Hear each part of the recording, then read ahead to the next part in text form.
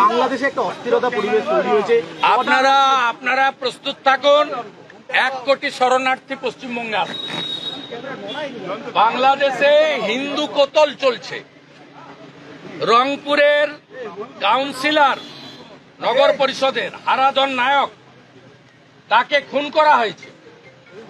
সিরাজগঞ্জে 13 জন পুলিশ খুন হয়েছে, থানার মধ্যে 9 জন হিন্দু। নোয়াখালীতে হিন্দু বাড়ি পোড়ানো হয়েছে। আমি পশ্চিমবঙ্গের মুখ্যমন্ত্রী রাজ্যপালকে বলবো অবিলম্বে ভারত সরকারের সঙ্গে কথা বলুন, কারণ সিএতে পরিষ্কার আছে ধর্মীয় উৎপীড়নের কারণে যদি কাউকে মার খেয়ে আসতে হয় আমাদের দেশ নেবে। এটা অলরেডি পার্লামেন্ট করেছে। আমি আপনাকে বলছি, এই পরিস্থিতি যদি 3 দিনের মধ্যে কন্ট্রোল না হয়, জামাতের হাতে, মৌলবাদীদের হাতে বাংলাদেশ যাচ্ছে। 1 কোটির বেশি হিন্দু শরণার্থীকে নেওয়ার জন্য সবাই মানসিক প্রস্তুতি নেন। আমি তো প্রস্তুতি নিয়ে নিয়েছি। কেন্দ্রকে জানাচ্ছেন না, এটা এক্সটার্নাল অ্যাফেয়ার্স ম্যাটার। এটা রাজ্য সরকারকে, রাজ্যপালকে জানাতে হবে। আমি দরকার হলে লিখবো জয়শঙ্করজিকে, ডাইরেক্ট করতে পারি না। তো আমি পশ্চিমবাংলার হিন্দুদেরকে অনুরোধ করব, যার যেখানে জায়গা জমি যা আছে আমাদের হিন্দু ভাইদের শরণার্থী হিসেবে রাখার জন্য আবার মানসিক প্রস্তুতি নেন। 48-71 রোহিঙ্গা যারা বেআইনিভাবে অনুপ্রবেশ করছে, রোহিঙ্গা যারা ওরা তো আসবে না, ওদের সরকার হয়ে যাবে।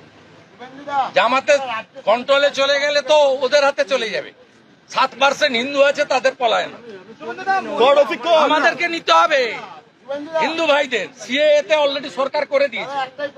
মানসিক প্রস্তুতি রাখুন। 1 কোটি শরণার্থী আসবে আমাদের ভারত পশ্চিমবঙ্গে। অখিলগিরিকে বরখাস্ত করা হলো, মানে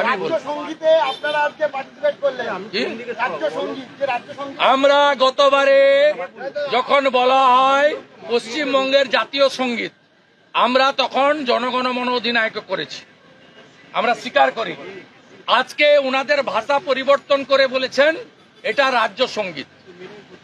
রাজ্যের মুখ্য সচিব যখন অধ্যাদেশ জারি করে, আপনার পছন্দ হোক না হোক আপনাকে মেনে নিতে হয়। গতবারে অধ্যক্ষের ভাষার ভুল, আমরা পার্টিসিপেট করেছি জাতীয় সঙ্গীত গেয়ে। আপনার ভারতবর্ষে জাতীয় সঙ্গীত আপনি বদলাতে পারেন না। আজকে লিডার অব দ্য হাউস মাননীয় মুখ্যমন্ত্রী 2টো পার্টে বলেছেন যে পশ্চিমবঙ্গ সঙ্গীত গাওয়া হবে, তারপরে দেশের জাতীয় সঙ্গীত গাওয়া হবে। উনারা উনাদের ভুলগুলো সংশোধন করছেন, আমরা হ্যাপি। ভুলগুলো সংশোধন করুন। আপনি ফিরহাদ হাকিমকে আর হুমায়ুন কবিরকেও যদি শাস্তি দিতেন আমরা খুশি হতাম, অখিলগিরিকে যেভাবে দিয়েছেন। ঠিক আছে, আর না বলে দিলাম। আমাদের ভিডিও ভালো লাগলে লাইক এবং শেয়ার করুন। কমেন্ট সেকশনে গিয়ে জানান আপনাদের মতামত। আরও ভিডিও পেতে আমাদের চ্যানেল সাবস্ক্রাইব করুন এবং প্রতি মুহূর্তে খবরের আপডেট পেতে প্রেস করুন বেল আইকন।